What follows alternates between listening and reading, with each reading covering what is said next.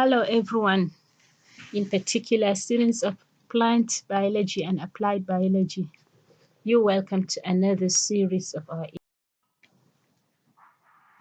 tenses, or in other words, the English tense.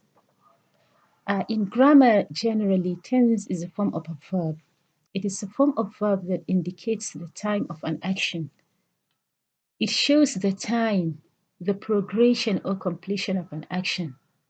It also points to the state expressed by the verb.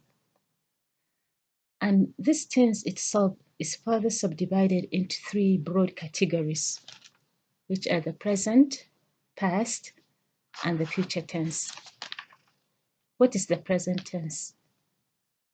As the name implies, present tense refers to an action in the present, that is, one that is being carried out or considered now. This tense is further divided into four classes. This is the present simple, used to express a present action. For example, Mariam likes rice. We enjoy the lecture. Peter attends the class.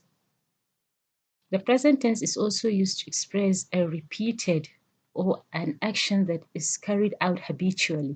For example, we go to mosque every Friday. I take tea every morning. It is also used to express a general action that is considered to be a universal truth, or something that states a universal truth, or something that was true or is likely to be true in the future. For example, some scientific principles. For instance, the sun sets in the west. Mosquitoes transmit malaria. The earth is spherical. The present continuous or present progressive tense. This is used to express an action in progress at the time of speaking. It is formed by using am or is or are plus the gerund, otherwise known as the ing form of the verb. For example, I'm teaching now. Am I teaching now? You're listening. Are you listening? She's jumping. Is she jumping? Then the next tense is the present perfect tense, which is used to describe an action that is completed in the past, but whose result we can still feel in the present. There are two situations in which the present perfect tense is used. One, it is formed by using has or have plus the participle form of the verb to express an action that is just completed. For example, they have arrived. He has finished the work. They have eaten the food. The present perfect is also used to express an action that is completed in the past, whose result still progresses up to the present time. For instance, I have known Muhammad for 10 years. The students have sat down. Now the present perfect progressive tense, which is used to show an action that started in the past but progresses through to the present time and is formed by using has been or have been plus the gerund form. For example, we've been receiving lectures for the past 2 weeks. She has been reading her book. It has been raining heavily. Now the past tense. This tense expresses an action that is completed in the past. And we normally use past tense when narrating a story. That is to say, it is normally used for an event that has already taken place and now recounted in the present time. And it's also further divided into four categories as follows. The past simple, which is the most common of them all. The past simple tense is generally used to describe events, activities that are undertaken habitually, and states in the past. It consists only of one verb and is formed by using the past form of the verb. For instance, for an action completed at the point in time in the past, I found my mother last 2 months. Nigeria gained independence in 1960. She sat for SSCE last year. For habitual activities in the past, like for example, it rained every day in August. They went to church every Sunday. The boys ran to school daily.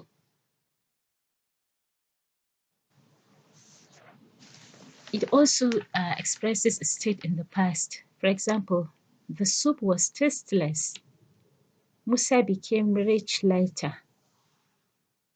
Now the past continues, which is used to express an action in progress or incomplete in the past, and is formed by using was or were plus the gerund, that is the ing form of the verb. For instance, I was eating when my sister called me. You were shouting at the top of your voice when I entered the class. I was praying in the mosque. The past perfect tense. This tense shows an action that had been completed earlier in the past before another action could begin, and is formed by using had plus past participle form of the verb. For instance, I had finished the lecture before she arrived. He had taken lunch. The train had left the station when she came. Next is the past perfect continuous or past perfect progressive tense, which shows or expresses an action that had been taking place up to when another action began. It is formed by using had been plus the gerund form of the verb. For instance, she had been keeping the money. I had been teaching the English language for years. Students had been cheating in exams since before independence. Now the future tense. The future tense expresses events or actions that have not yet happened, but are expected to happen at some point in the future.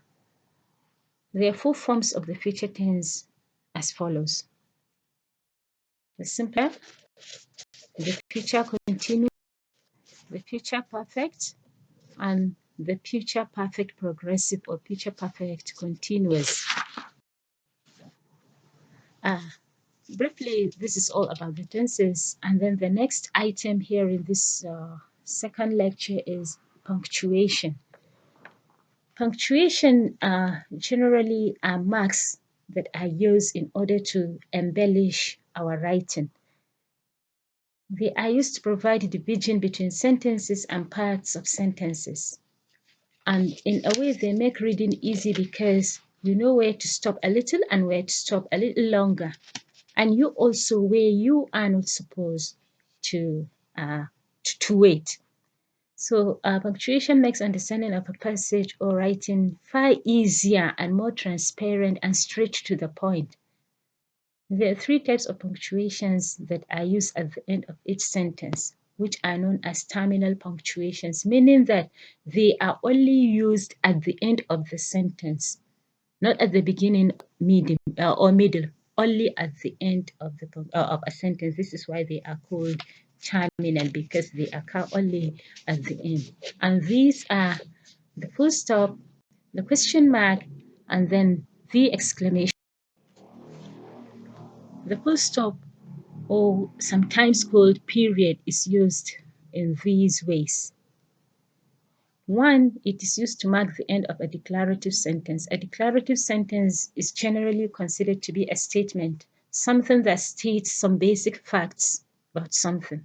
For example, all Bayero University students are to bring their dictionaries to the class tomorrow. This is declarative. Or another example, it is raining.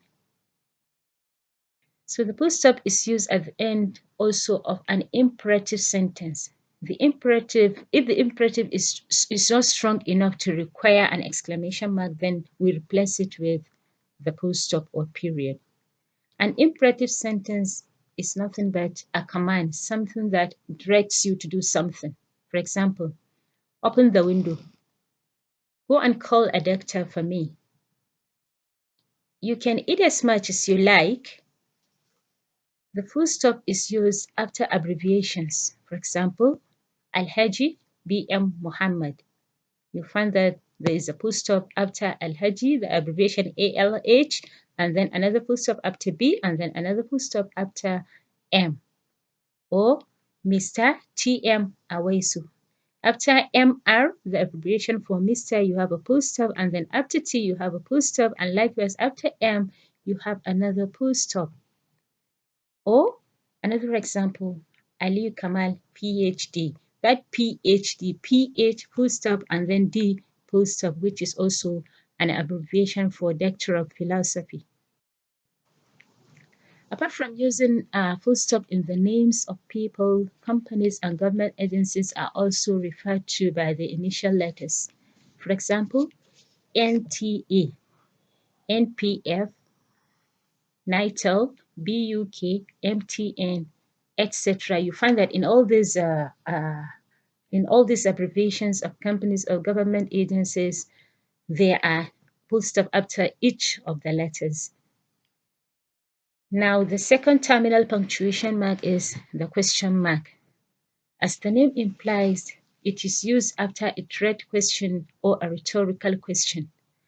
A rhetorical question is a kind of question that does not normally require any response or answer. It's just used for its own effect. For example, examples of direct questions are, when do you work to finish the work?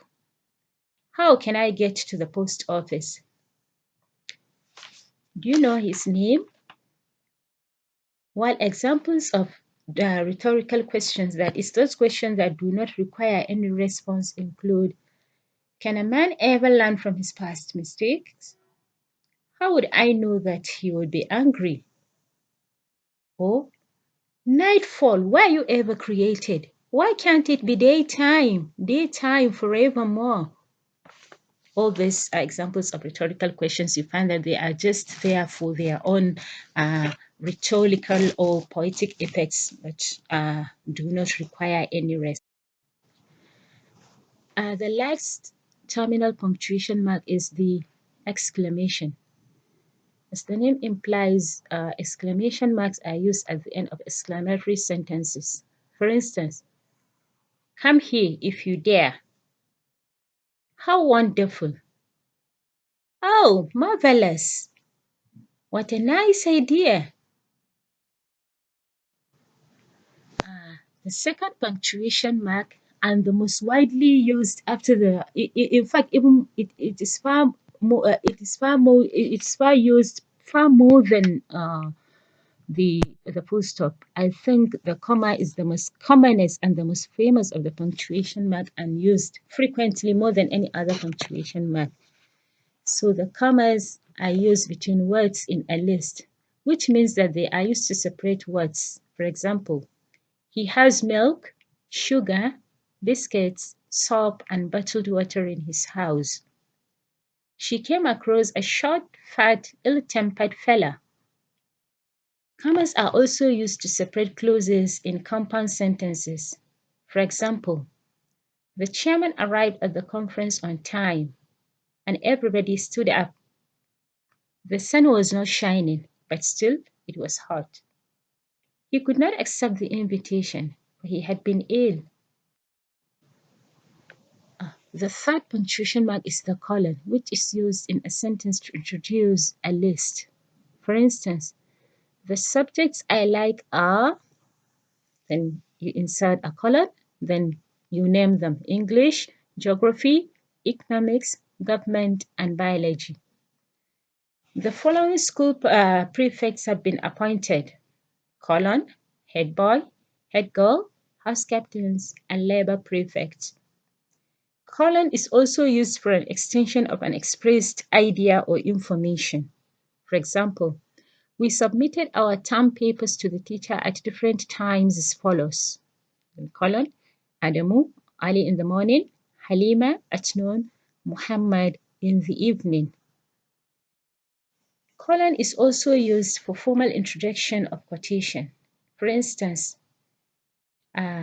commenting Bilqis's brilliant performance, the teacher said, "You are a pride to my class." Next is the semicolon, which is used to separate clauses in a compound sentence when there is no coordinating conjunction. We all remember in our lecture that a compound sentence is a sentence that comprises of two independent simple sentences, which means that two almost simple sentences are brought together in order to have a compound sentence. So colon is used in order to separate clauses in a compound sentence, especially when there's no coordinating conjunction like but, and so on. For example, the farmer planted millet. Then we insert a semicolon. He did not plant rice. I told him to wait. Colon. I did not tell him to go. The semicolon can also be used to separate clauses in a compound sentence which has but as a coordinating conjunction. For example, the trader has different kinds of goods. Semicolon, but they're expensive. Some students do not work hard, semicolon, but they want to pass their examination.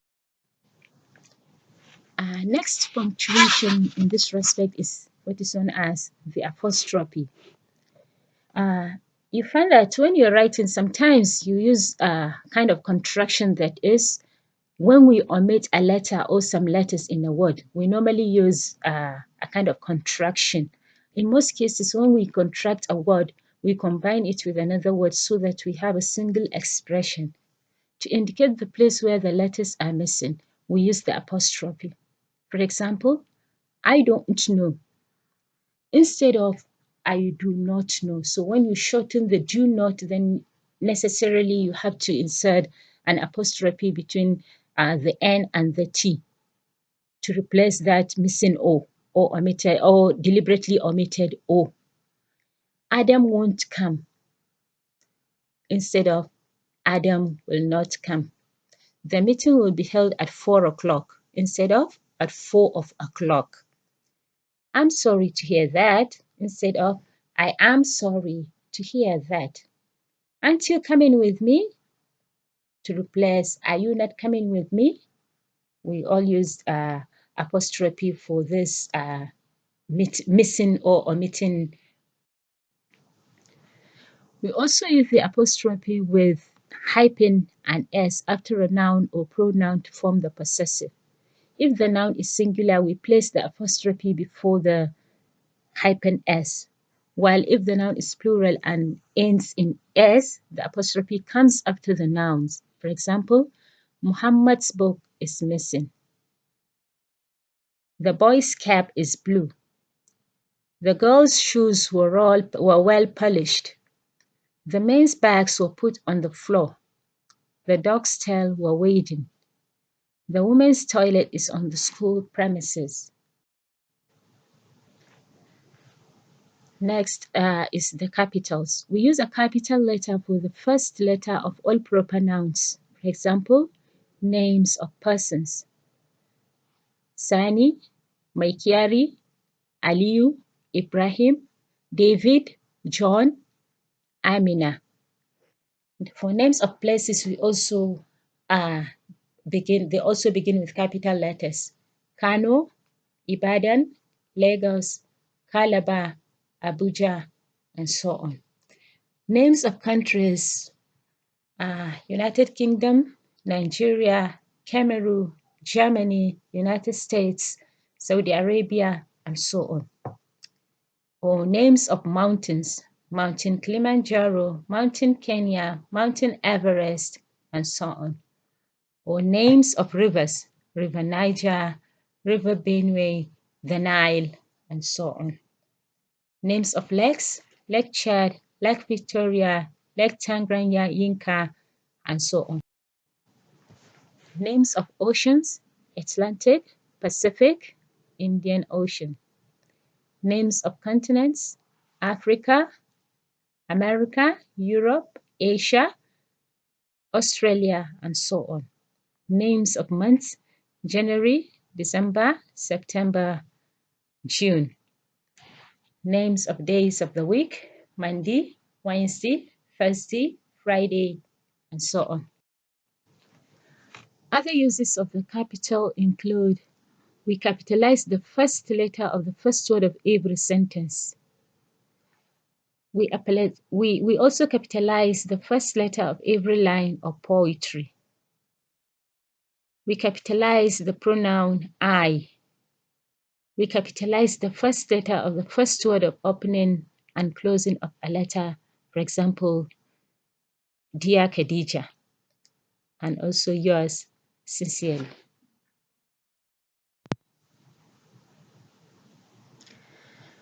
Well, this brings us to the end of the second module, where we have seen items like basic grammar, which comprises word classes, sentence structure, sentence functions, categories, and so on. And then in this second lecture, we have seen English tenses, their classification and different usages, and so on. And then we have seen punctuation. By the way, I'm expecting your questions, your comments, your contributions, in fact, even your criticism, because I consider this to be a kind of reciprocal situation where the students learn from me and I should also expect to learn from you. Thank you. Good day.